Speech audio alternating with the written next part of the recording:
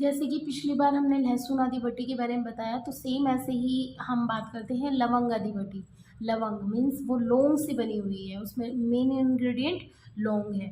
तो एक मोटा-मोटा तौर पे मैं आपको ये बता देना चाह रही हूँ कि लवंग आदि बटी का इस्तेमाल जो है किसी भी प्रकार की खाँसी, जो लगातार आपको खाँसी होते ही जा रही है, जो रुकने का नाम नहीं ले रही है और इसकी वजह से आपका गला भी साफ़ नहीं हो पा रहा है, आपकी श्वास नली साफ़ नहीं हो पा रही है, प्रॉपर्ली दोनों नॉस्ट्रिल से अच्छे से सांस नहीं ले पा रहे हैं, कफ आपका बाहर नहीं निकल पा रहा है, कफ जमा हुआ है जिसकी वजह से छाती में भी दर्द हो रहा है।